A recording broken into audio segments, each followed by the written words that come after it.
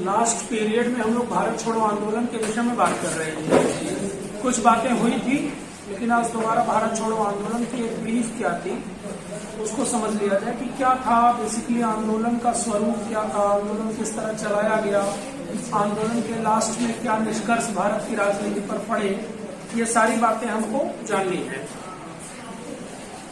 अगर भारत के राष्ट्रीय आंदोलनों के क्रम में देखा जाए तो ये अंतिम राष्ट्रीय आंदोलन था और इस आंदोलन का जो एक मूल मुद्दा ये था कि सेकेंड वर्ल्ड वॉर की परिस्थितियां भी इस आंदोलन में एक बड़ी कारण के रूप में सामने आ गई, क्योंकि सेकेंड वर्ल्ड वॉर में ये देखने लगा था कि जो ब्रिटेन की पोजीशन है वो कमजोर हो रही है और ब्रिटेन अपने उपनिवेशों की सुरक्षा करने में उस हद तक सफल नहीं हो पा रहा।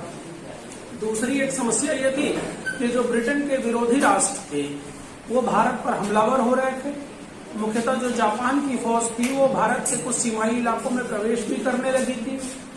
अंडमान निकोबार ये सारी चीजें उनके कंट्रोल में आ रही थी। धीरे धीरे नॉर्थ ईस्ट के हिस्से में जापानी फौजों की एंट्री हो रही थी।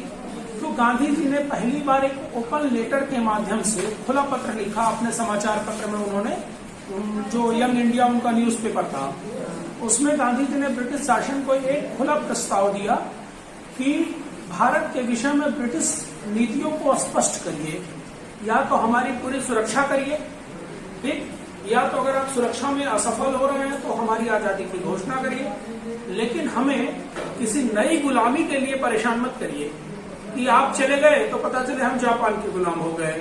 ये ना होने दीजिए, क्योंकि भारत अब इसके लिए तैयार नहीं है। यंग इंडिया के माध्यम से उन्होंने अपना मैसेज ब्रिटिश सरकार को पहुंचा दिया, लेकिन ब्रिटिश सरकार ने उस पर कोई पॉलिटिकल तवज्जो नहीं दिया और आपका ये सेकेंड वर्ल्ड वॉर का जो मामला था वो तो जस का तस चल ही रहा था।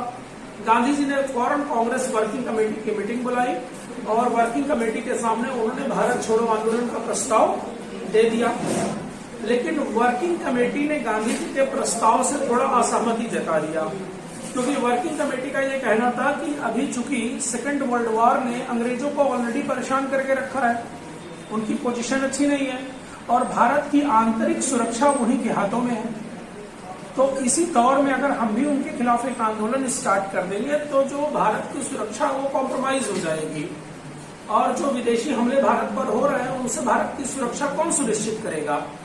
अभी तो जो भी फोर्स का मैनेजमेंट है वो तो अंग्रेजों के हाथों में है, तो इस समय अभी अंग्रेजों को बहुत ज्यादा डिसबैलेंस करने की जरूरत नहीं है। लेकिन गांधी जी ने पूरी कांग्रेस को एक तरह से पॉलिटिकल प्रेशर में लिया और हम लोगों ने बात किया था कि गांधी जी का एक बड़ा फेमस कोट किया जाता है उनकी एक बात को, हाँ कि मेरा प्रस्ताव अगर आप लोगों ने नहीं माना तो एक मुट्ठी देर से मैं कांग्रेस से बड़ी संस्था बना दूंगा। तो कहीं न कहीं गांधी मेंटली बिल्कुल ये तैयार हो चुके थे कि आंदोलन तो करना है। तो जब गांधी जी का दबाव बढ़ा तो कांग्रेस वर्किंग कमेटी ने खट से उनका प्रस्ताव स्वीकार कर लिया और आंदोलन की तैयारियां शुरू हुई। पूरी कांग्रेस वर्किंग कमेटी को बंबई जाने का आदेश हो गया, सारे लोग बंबई जुट गए। 7 अगस्त को जवाहरलाल नेहरू ने इस पूरे आंदोलन का प्रस्ताव तैयार कर लिया और 8 अगस्त 1942 को ग्वालियर टैंक के मैदान से आंदोलन अनाउंस हो गया और उसी समय एक बड़ा फेमस स्लोगन दिया गया था, डू और डाई। तो नारों का जो होता है वो बड़ा इंपॉर्टेंस होता है। आप अगर नारों को ये ले रहे हैं कि नारे मतलब क्या, तो नारों का बड़ा गरीबी हटाओ के नारे पर इंदिरा गांधी सत्ता में आ गई। अच्छे दिन आएंगे के नाम पर वर्तमान सरकार ने काफी भूमिका निभाई, तो नारों का बड़ा इंपॉर्टेंस होता है। तो डू और डाई का एक नारा उठा जिस पर तमाम पॉलिटिकल थिंकर्स ने गांधी जी के ऊपर आरोप भी लगाया कि डू और डाई क्या, ये तो आपके सिद्धांतों का एक तरह से उल्लंघन है, करो या मरो। तो यानी कि किसी सीमा तक उतर जाओ, इसका तो यही अर्थ हुआ ना। तो कई पॉलिटिकल जो थिंकर्स जो गांधी जी के बेसिकली राजनीतिक आलोचक रहे हैं, उन्होंने इस मुद्दे पर गांधी जी को थोड़ा सवालिया निशान में भी लिया कि डू और डाई करके आप करना क्या चाहते हैं। एक वो दौर था जब असहयोग आंदोलन में 20-22 पुलिस वाले मरे तो आपने उतने खड़े आंदोलन को वापस ले लिया और आज आप क्या कर रहे हैं, डू और डाई। तो गांधी जी ने उसका कोई मतलब एग्जैक्ट एक्सप्लेनेशन तो नहीं दिया, लेकिन आंदोलन के ये नारे की भाषा तो ये कह रही है ना कि किसी स्तर तक जो भी संघर्ष अलाउड है वो करेंगे। फिलहाल आंदोलन जब शुरू हुआ तो ये पहला आंदोलन था जो लीडरशिप के अभाव में फंस गया।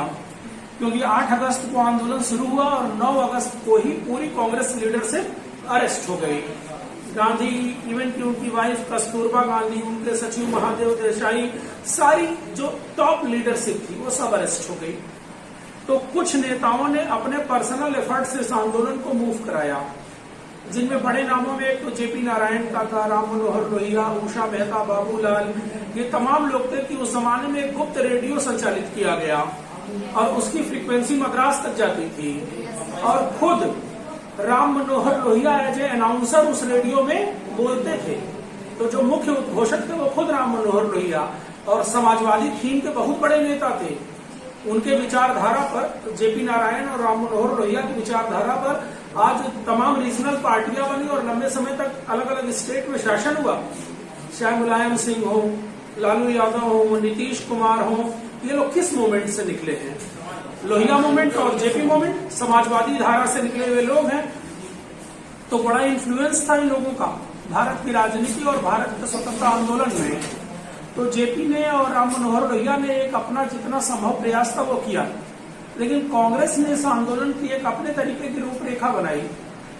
गांधी जी का चूंकि जो पॉलिटिकल आइडियोलॉजी था वो इतना मतलब स्ट्रांग था, इतना मजबूत था कि गांधी जी ने इस आंदोलन में कहा कि आंदोलनकारियों को चाहे कपड़े पर चाहे कागज पर एक वचन लिखना पड़ेगा कि मैं कभी भी हिंसा का सहारा नहीं लूंगा और अपने कपड़े पर वो टैग करना पड़ेगा आपको।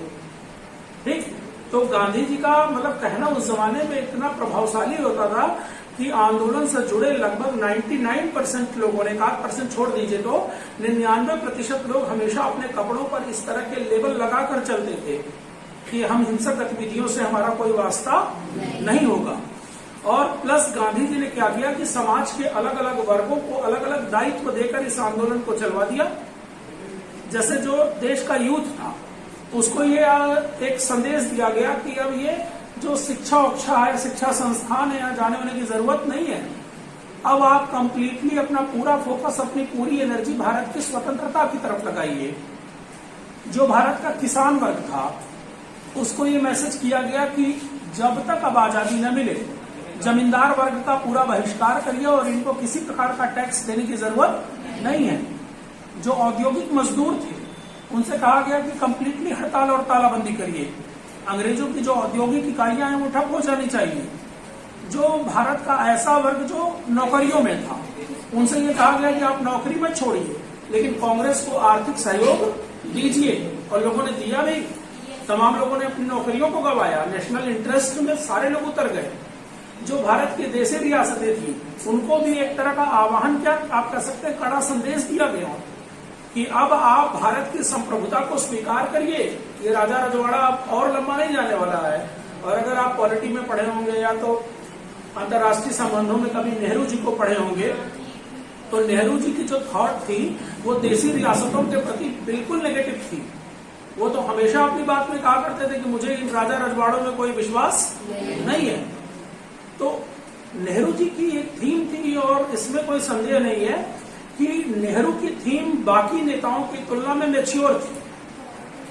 अगर आप बात करिए फॉरेन पॉलिसी की, जो आपको पढ़ना है काफी डिटेल में, तो विदेश नीति के मुद्दे पर उस तत्कालीन कांग्रेस में नेहरू से बेहतर नेता कोई नहीं था। अब आज की परिस्थितियों में बहुत सारे बदलाव आ गए, लेकिन जो ब्रिटिश पीरियड था और जो आजादी के बाद का भारत था उसमें जिस तरह की एप्रोप्रिएट विदेश नीति जवाहरलाल नेहरू ने बनाई वो बाकी कांग्रेस लीडरशिप में वो कुव्वत उस जमाने में नहीं थी।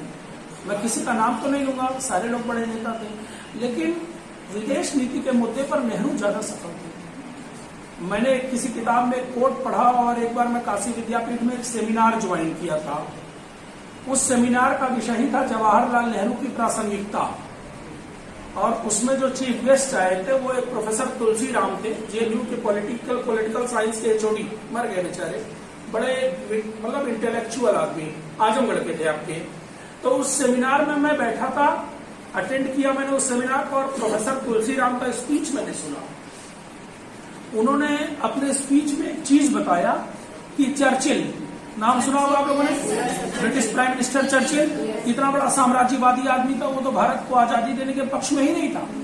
तो चर्चिल नेहरू जी के विषय में जानते क्या कहा करते थे चर्चिल ने नेहरू जी के विषय में अपनी किताबों में कोट किया है कि ये वो व्यक्ति है जो भय, लालच और घृणा की भावनाओं से ऊपर उठ चुका है। ये चर्चिल का कोट है जवाहरलाल के विषय में कि ये व्यक्ति भय, लालच और घृणा जैसे बिंदुओं से खुद को ऊपर उठा चुका है। और इंसान के जीवन में यही 3 बुराइयां हैं, डर, लालच और घृणा। यही 3 आप हटा दीजिए, आप महापुरुष हो जाएंगे। तो ये चर्चिल ने कोट किया जवाहरलाल, और जवाहरलाल की विदेश नीति की इतनी भूरी भूरी प्रशंसा की है। जैसे जवाहरलाल की जो गुटनिरपेक्षता की पॉलिसी है, वो आप क्या समझ रहे हैं, जवाहरलाल ने क्या हवा में शुरू किया था? उस समय बाइपोलर वर्ल्ड था, सोवियत संघ का बड़ा भारी दबाव था, यूनाइटेड स्टेट्स का बड़ा भारी दबाव था। ये दोनों महाशक्तियां पूरी दुनिया में गुटबंदी की दिशा में बढ़ रही थी। सोवियत संघ ये चाहता था कि दुनिया के तमाम देश उसके अलायंस में आ जाए, अमेरिका चाहता था दुनिया के तमाम देश उसके अलायंस में आ जाए, और भारत जैसे कमजोर देशों की स्थिति खाली अभी अपनी संप्रभुता बचाने की चल रही थी। क्योंकि भाई सोवियत संघ और अमेरिका जैसी महाशक्तियों के आगे अभी बिल्कुल ताजा ताजा आजाद देश की क्या स्थिति होगी। तो कितनी सुंदरता से जवाहरलाल नेहरू ने एक तरह से घूमते घुमाते तमाम कठिन मोड़ से बचते हुए एक नॉन अलाइनमेंट की पॉलिसी, मिक्स इकोनॉमी की पॉलिसी, कि मतलब धीरे धीरे अपना डेवलपमेंट कर लेंगे, लेकिन हम किसी खेमे में शामिल नहीं होंगे, हम फुटों से क्या रहेंगे, निरपेक्ष रहेंगे। तो जवाहरलाल के विषय में जब भी आप पढ़ेंगे, चाहे आप आधुनिक भारत का इतिहास पढ़ रहे हो, चाहे भारत का उस समय का पॉलिटिकल सिस्टम पढ़ रहे हो, या भारत की विदेश नीति, तो उसमें जवाहरलाल से बड़ा नेता तत्कालीन राजनीति में कोई नहीं था। आप पढ़ेंगे तो खुद ही क्लियर होगा। फिलहाल इधर तो अनाउंस हो गया, आंदोलन चल रहा था, सारे नेता जेल में।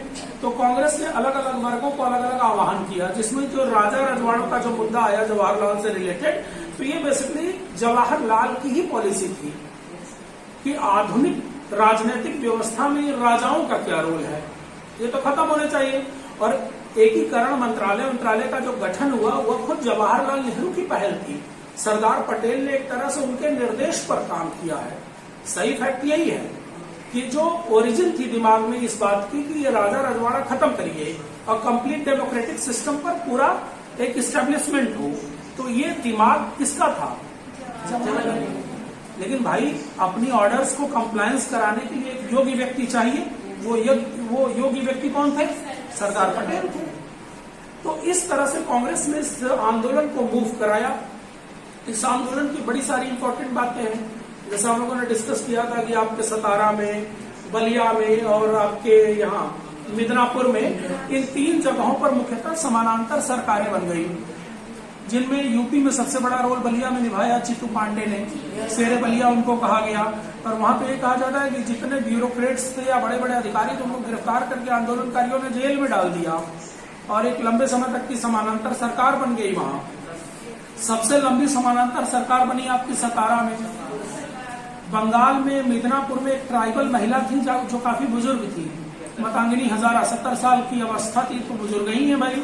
उन्होंने एक जातीय सरकार का फाउंडेशन किया जो बेसिकली एक ट्राइबल गवर्नमेंट के रूप में आई, लेकिन लंबे समय तक अंग्रेजों को वहां से बेदखल कर दिया गया।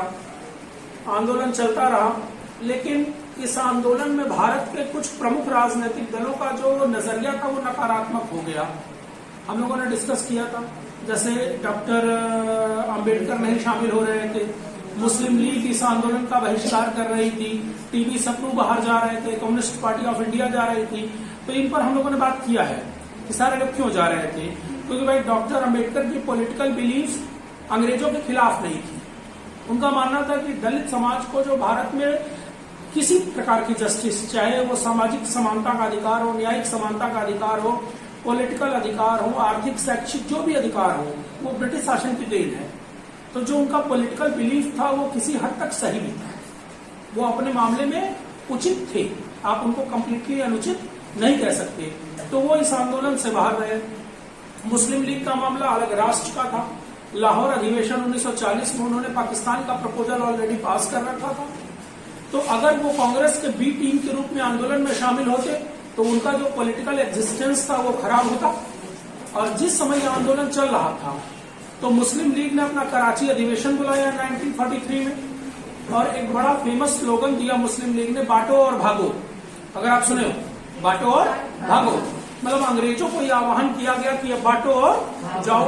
तो ऑब्वियस है कि अपने पॉलिटिकल एग्जिस्टेंस के लिए मुस्लिम लीग कभी भी कांग्रेस की बी टीम के रूप में शामिल नहीं होना चाहती। सीपीआई का मुद्दा मैंने बताया था कि सीपीआई का जो पॉलिटिकल बिलीफ था वो बेसिकली सोवियत संघ के राजनीति पर चलता था। सीपीआई के लोग ये देखते थे कि सोवियत संघ ने क्या पॉलिसी बनाई। तो सोवियत संघ वर्ल्ड वॉर में पहले तो न्यूट्रल था, लेकिन बाद में हिटलर के प्रेशर के कारण उसने घोषणा कर दी कि अब हम ब्रिटेन के पक्ष में युद्ध लड़ेंगे। और ये जो भारत छोड़ो आंदोलन चल रहा था वो किसके खिलाफ चल रहा था? ब्रिटेन के खिलाफ।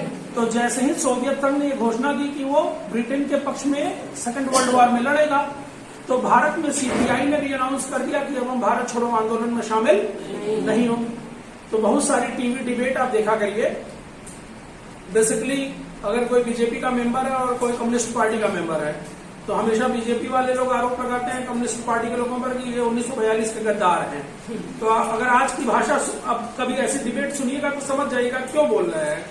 क्योंकि पहली वक्त कम्युनिस्टों ने इस आंदोलन में भाग लिया, प्रथम चरण में कम्युनिस्टों ने आंदोलन में भाग लिया, लेकिन जैसे ही रूस ने यह घोषणा कर दिया कि वो सेकेंड वर्ल्ड वॉर में ब्रिटेन के फेवर में है, तो कम्युनिस्टों ने इस आंदोलन से दूरी बना ली।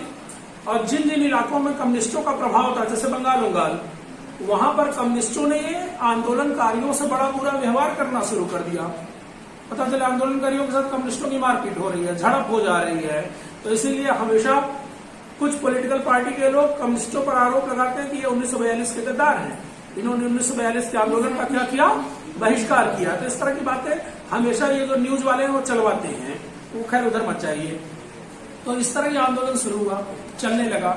लेकिन इस आंदोलन की समाप्ति में कुछ अंतर्राष्ट्रीय कारक ज्यादा महत्वपूर्ण है। वो क्या? नहीं, चाइना। बेसिकली हुआ क्या कि इस आंदोलन की कोई दिशा स्पष्ट नहीं हो रही थी। स्पष्ट कब हुई कि शुरू में अमेरिका वर्ल्ड वॉर में शामिल नहीं था, लेकिन एक सच्चाई ये है कि अमेरिका भले शामिल नहीं था, लेकिन वो मित्र राष्ट्रों को पैसे और हथियारों की मदद तो प्रॉपर कर रहा था। तो जो धुरी राष्ट्र थे, जर्मनी, इटली और जापान, वो इस मुद्दे पर अमेरिका का हमेशा विरोध कर रहे थे कि जब आप वर्ल्ड वॉर का पक्ष नहीं है तो आप हमारे विरोधियों को मदद क्यों दे रहे हैं। लेकिन अमेरिका मित्र राष्ट्रों को हमेशा अपनी मदद जारी किया था। तो आप एक घटना जानते होंगे कि जापानियों ने पर्ल हार्बर पर हमला कर दिया, जो अमेरिका का एक बड़ा नौसैनिक अड्डा था, और अमेरिका के लिए सारी चीजें चौंकाने वाली हो गई।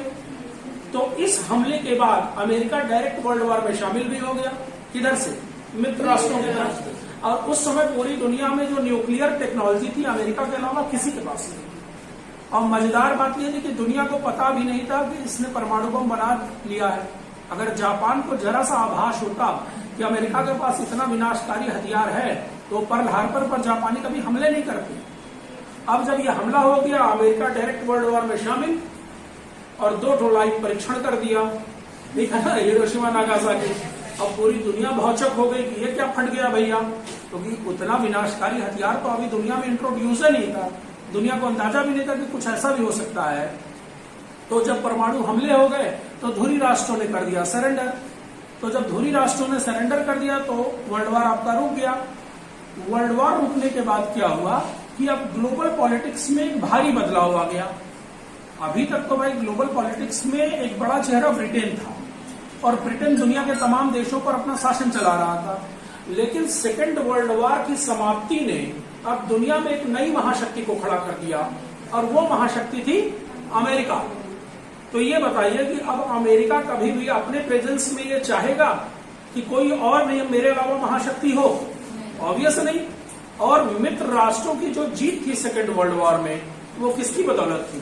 अमेरिका की बदौलत हो रही थी। तो स्वाभाविक है कि अब दुनिया में नई महाशक्ति अमेरिका था, और अमेरिका की यह पूरी कोशिश थी कि अब उसकी पॉलिसी के अकॉर्डिंग एक नई दुनिया का निर्माण हो।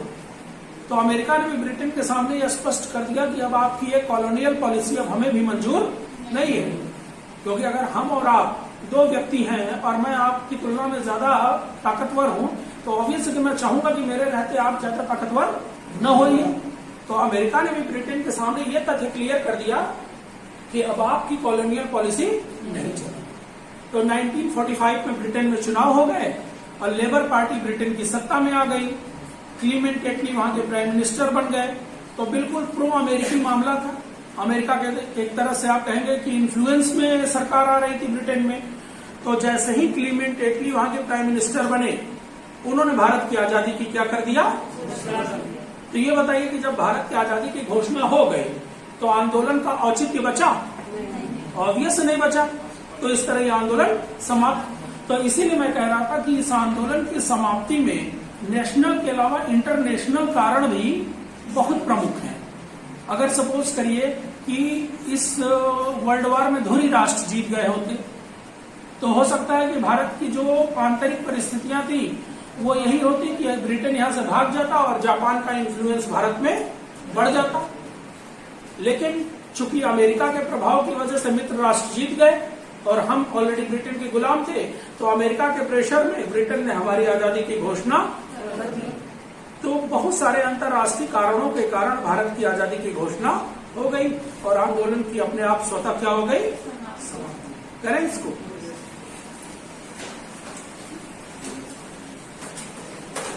भारत छोड़ो आंदोलन शुरू।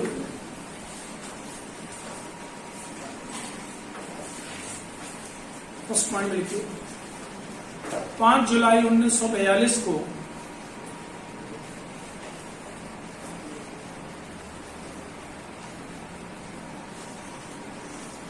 जुलाई 1942 को गांधी जी ने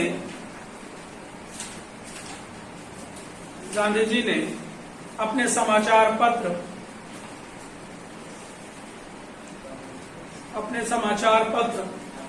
यंग इंडिया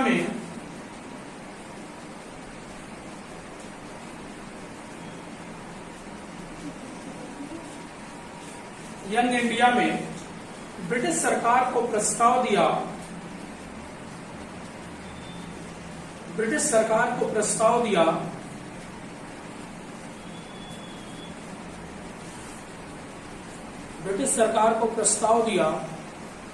कि या तो जापानी आक्रमण से भारत की सुरक्षा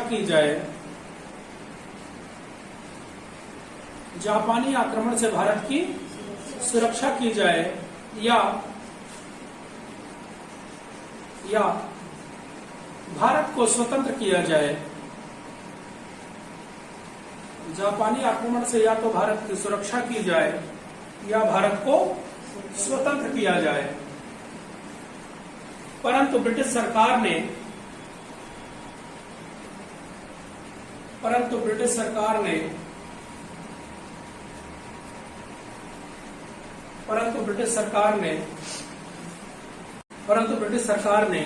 कांग्रेस के साथ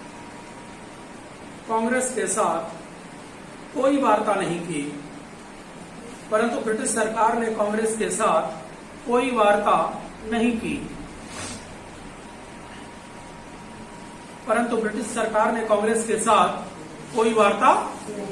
की। नेक्स्ट 14 जुलाई 1942 को 14 जुलाई 1942 को गांधी जी ने 14 जुलाई 1942 को गांधी जी ने वर्धा में कांग्रेस महासमिति की बैठक बुलाई। वर्धा में कांग्रेस महासमिति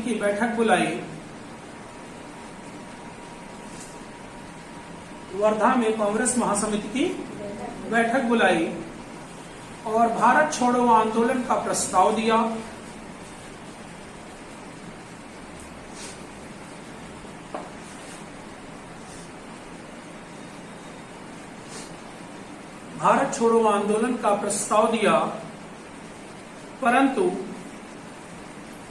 परंतु भारत की आंतरिक सुरक्षा को देखते हुए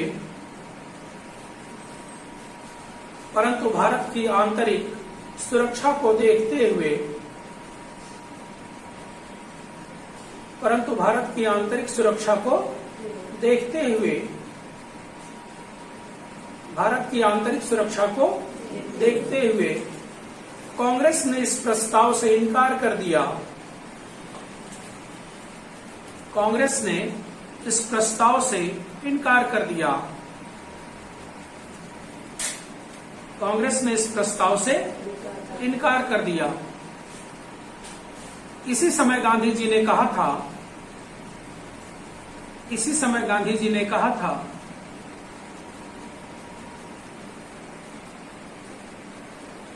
इसी समय गांधी जी ने कहा था, इन्वर्टेड कॉमा में लिखिएगा, कोटेशन है। इसी समय गांधी जी ने कहा था कि यदि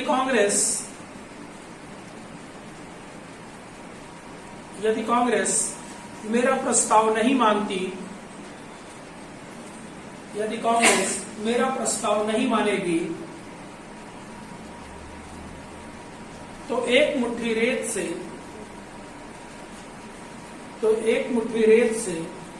कांग्रेस से बड़ी संस्था निर्मित कर दूंगा। तो एक मुट्ठी रेत से, रेत मतलब ये बालू, एक मुट्ठी रेत से कांग्रेस से बड़ी संस्था निर्मित कर दूंगा।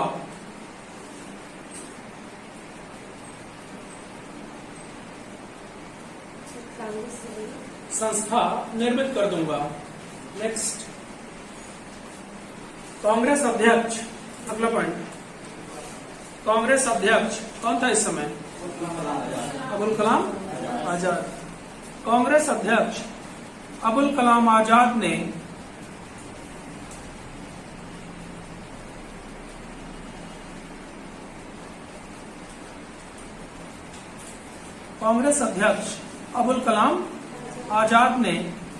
भारत छोड़ो का प्रस्ताव स्वीकार कर लिया। कांग्रेस अध्यक्ष अबुल कलाम आजाद ने भारत छोड़ो का प्रस्ताव स्वीकार कर लिया।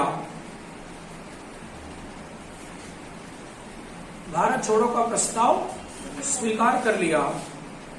नेक्स्ट, 7 अगस्त 1942 को बंबई में 7 अगस्त 1942 को बंबई में जवाहरलाल ने भारत छोड़ो का प्रस्ताव तैयार किया। भारत छोड़ो का प्रस्ताव तैयार किया। भारत छोड़ो का प्रस्ताव तैयार किया तथा अबुल कलाम आजाद ने इसका समर्थन किया। अबुल कलाम आजाद ने इसका समर्थन किया। अबुल कलाम आजाद ने इसका समर्थन किया।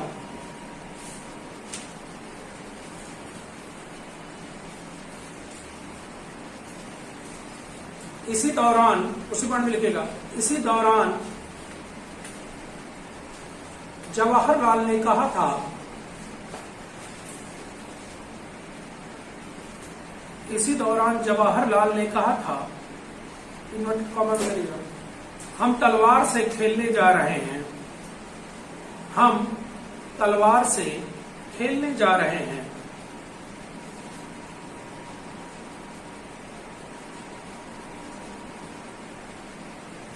तथा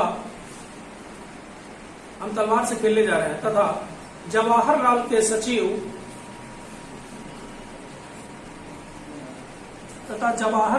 सचिव अहमद जाफरी ने जवाहरलाल के सचिव जाफरी ने लिखा है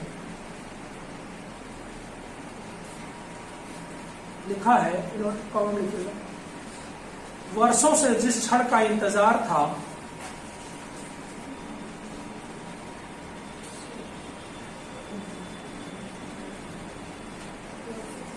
वर्षों से जिस क्षण का इंतजार था वो आ गया। वर्षों से जिस क्षण का इंतजार था वो आ गया। इस दौर में ऐसे कदम रखे जाएंगे,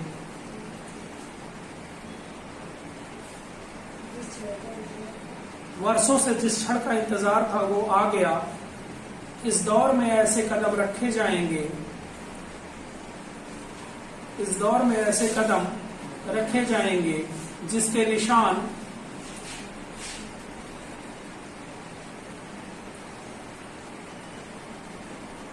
इस दौर में ऐसे कदम रखे जाएंगे जिसके निशान कभी नहीं मिटेंगे। इस दौर में ऐसे कदम रखे जाएंगे जिसके निशान कभी नहीं मिटेंगे। नेक्स्ट अगला पॉइंट, 8 अगस्त 1942 को 8 अगस्त 1942 को गांधी जी ने 8 अगस्त 1942 को गांधी जी ने बंबई में ग्वालियर टैंक के मैदान से, सुना होगा इस मैदान का नाम, बड़ा ऐतिहासिक प्लेस है। बंबई में ग्वालियर टैंक के मैदान से भारत छोड़ो की घोषणा कर दी। भारत छोड़ो की घोषणा कर दी तथा करो या मरो का नारा दिया, तथा करो या मरो का नारा दिया।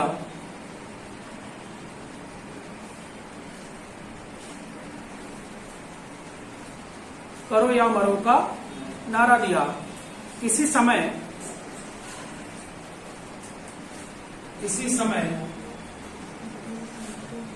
पट्टाभी सीतारामैया ने लिखा है, इनका नाम सुना होगा। इसी समय पट्टाभी सीतारामैया ने लिखा है,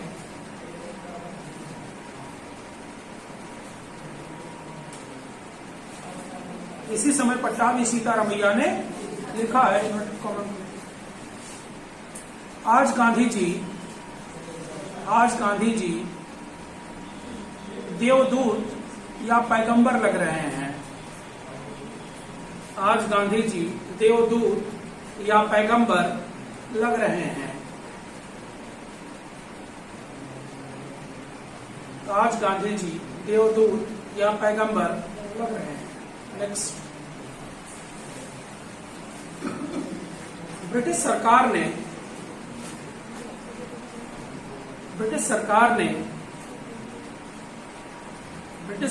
ने ऑपरेशन 0 आवर की घोषणा कर दी।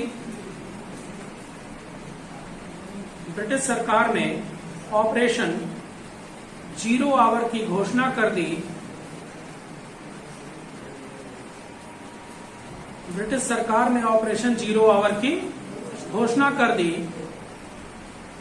तथा 9 अगस्त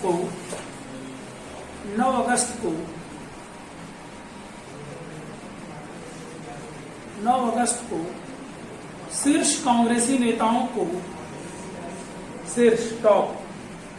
9 अगस्त को शीर्ष कांग्रेसी नेताओं को गिरफ्तार किया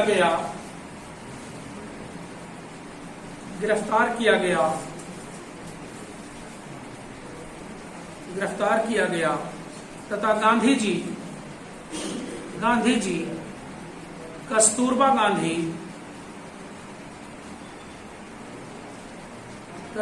गांधी, सरोजनी नायडू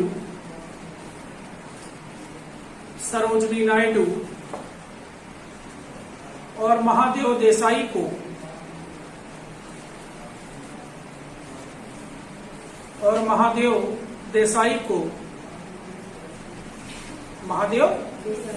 को आगा खान पैलेस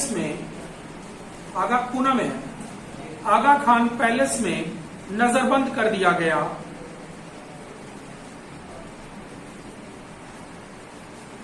आगा खान पैलेस में नजरबंद कर दिया गया। नेक्स्ट, गांधी जी ने इस आंदोलन में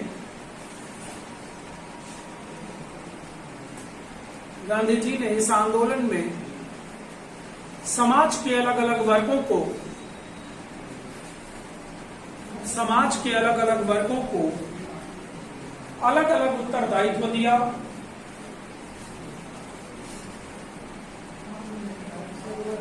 समाज के अलग अलग वर्गों को अलग अलग उत्तरदायित्व दिया। जैसे उसको पॉइंट वाइज लिख लीजिए, किस वर्ग को क्या जिम्मेदारी दी गई। जैसे पहले लिखिए, युवाओं को पढ़ाई छोड़कर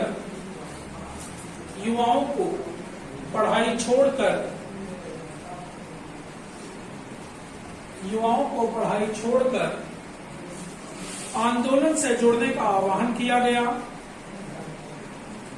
युवाओं को पढ़ाई छोड़कर आंदोलन से जुड़ने का आह्वान किया गया।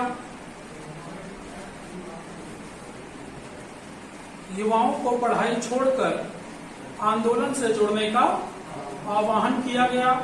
अगला लिखिए, किसानों को आह्वान किया गया। किसानों को आह्वान किया गया। किसानों को आह्वान किया गया कि जमींदारों को कर न दें। किसानों को आह्वान किया गया कि जमींदारों को कर न दें। जमींदारों को कर न दें। औद्योगिक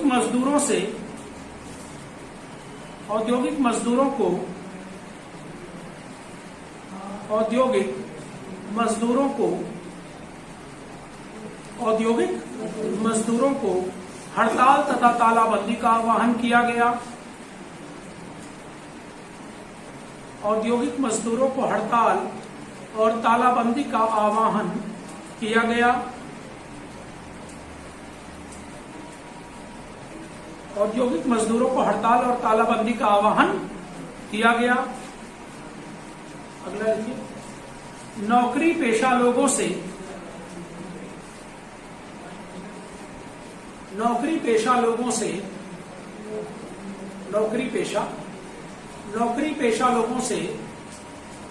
आर्थिक सहयोग की अपील की गई।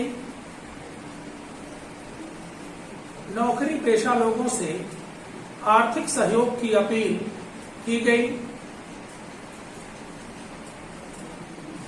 आर्थिक सहयोग की अपील की गई। अगला लिखिए, देशी रियासतों को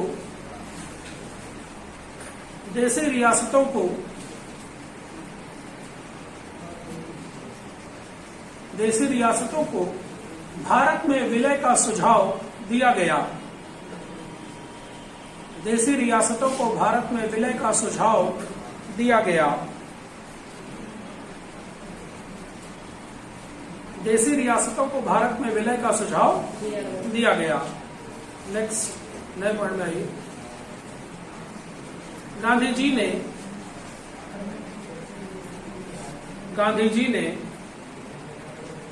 आंदोलनकारियों को निर्देश दिया।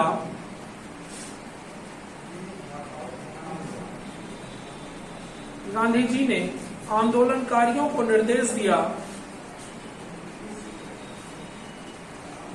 आंदोलनकारियों को निर्देश दिया कि वे खुद को अहिंसक घोषित करें। आंदोलनकारियों को निर्देश दिया कि वे खुद को अहिंसक घोषित करें और इसका पर्चा अपने कपड़ों पर लगाएं। मतलब किसी कागज पर लिखकर आपको ये टैग करना है अपने कपड़ों पर कि मैं हिंसा का समर्थन नहीं करता। खुद को अहिंसक घोषित करें और इसका पर्चा अपने कपड़ों पर लगाए रहें। और इसका पर्चा अपने कपड़ों पर लगाए रहे, मतलब एक सिंबल बन गया था। वो आंदोलन से जुड़ा हर व्यक्ति अपने आलपिन से अपने कपड़ों पर ये एक पर्चा लिख कर लगा लेता था टैग की तरह कि मैं हिंसा का समर्थन नहीं करता हूं। चलिए नेक्स्ट पॉइंट आइए, भारत छोड़ो के दौरान राम मनोहर लोहिया, उषा मेहता उषा मेहता, जेपी नारायण, लोहिया, नाम नहीं सुना था? भारत छोड़ो के दौरान राम मनोहर लोहिया, उषा मेहता, जेपी नारायण तथा बाबूलाल जैसे नेताओं ने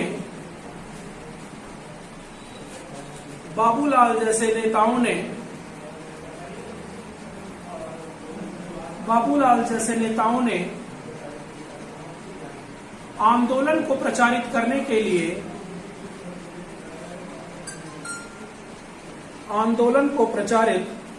के लिए गुप्त रेडियो का संचालन किया। आंदोलन को प्रचारित करने के लिए गुप्त रेडियो का संचालन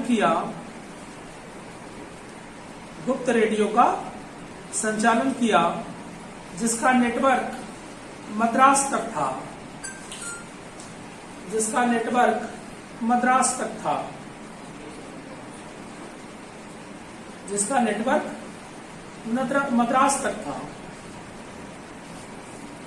तथा इस रेडियो में मुख्य उद्घोषक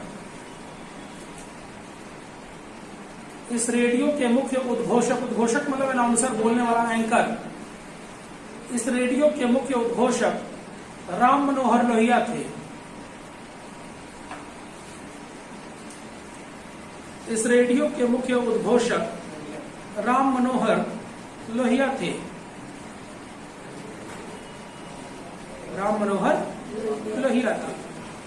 नेक्स्ट, बलिया में आंदोलन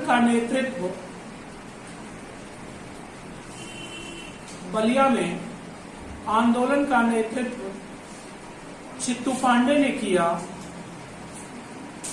चित्तू, अरे बड़ा ऊंचा नाम है भाई, शेरे बलिया। क्या वो थे बेसिकली बलिया के, और जो समानांतर सरकार थी वो बलिया में ही थी, ठीक है ना। गाजीपुर में हो सकता है उनका कुछ इन्फ्लुएंस हो, लेकिन जो मूल घटना थी वो कहाँ घटी थी? बलिया में ही घटी थी। इसमें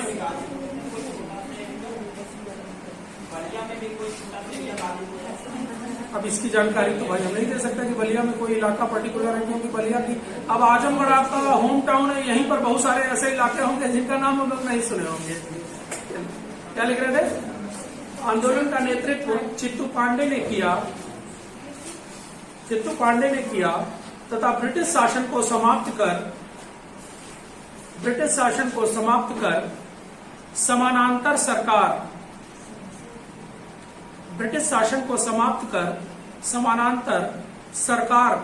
का गठन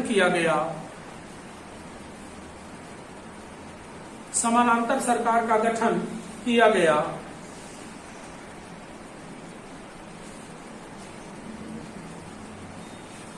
नेक्स्ट, सतारा में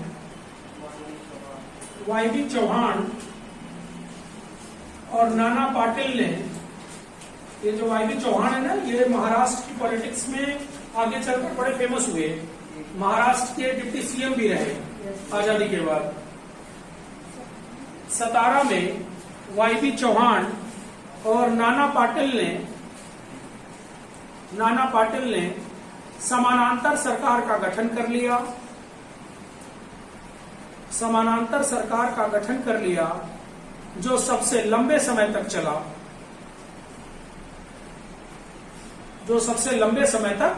चली।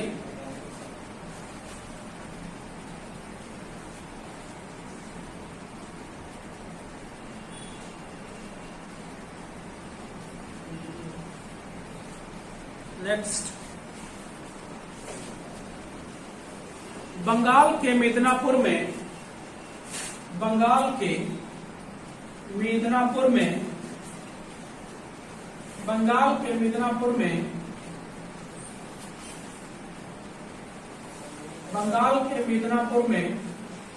मतांगिनी हजारा नामक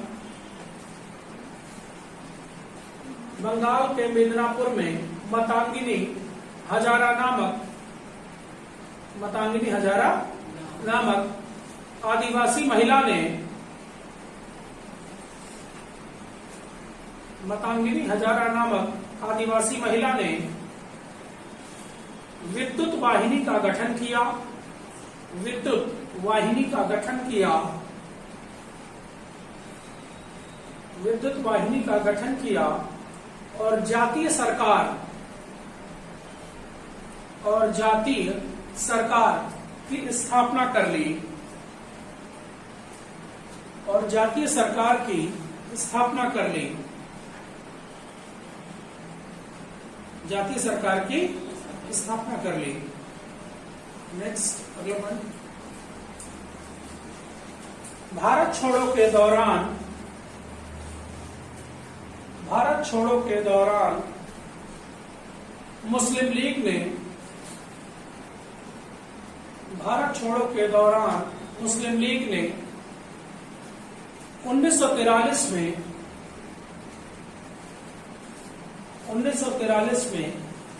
कराची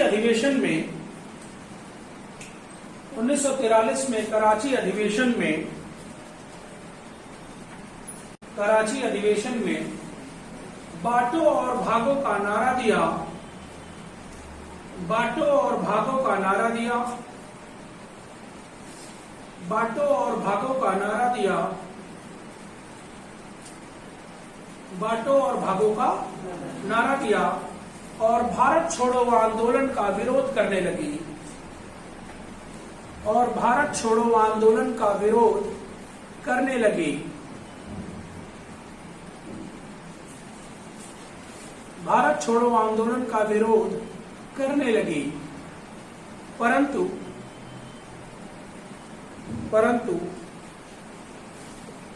खान अब्दुल गफ्फार खान के कारण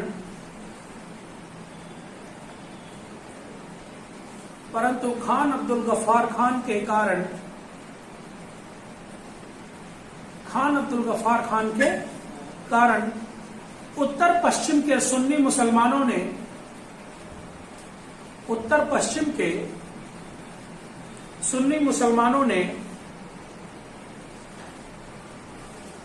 पश्चिम के सुन्नी मुसलमानों ने आंदोलन में भाग लिया था।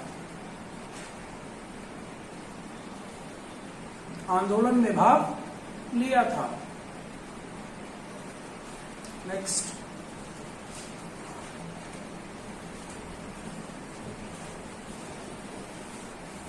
अगले पॉइंट में लिखिए, भारत छोड़ो के प्रथम चरण में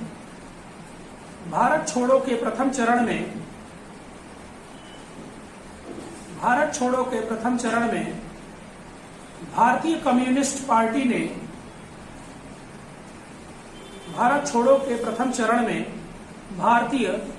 कम्युनिस्ट पार्टी ने शॉर्ट में लिखना, CPI लिख लीजिए, कम्युनिस्ट पार्टी ऑफ इंडिया। भारतीय कम्युनिस्ट पार्टी ने आंदोलन का समर्थन किया।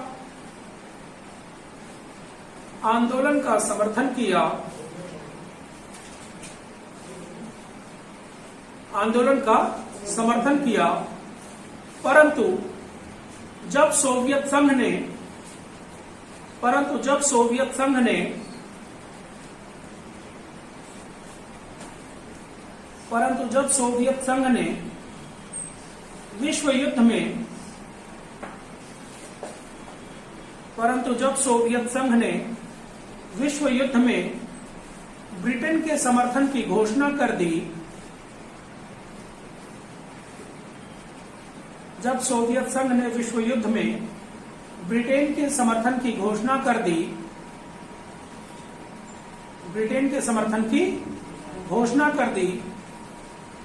तो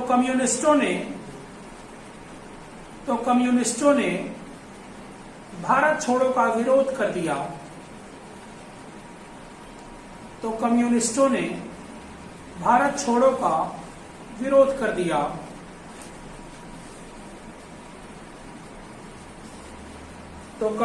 ने भारत छोड़ो का विरोध कर दिया। नेक्स्ट, तेज बहादुर सप्रू की लिबरल पार्टी तेज बहादुर सप्रू की लिबरल पार्टी तथा डॉक्टर अंबेडकर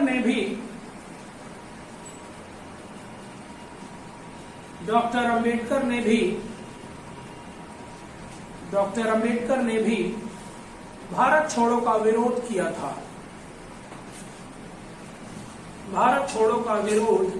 किया था।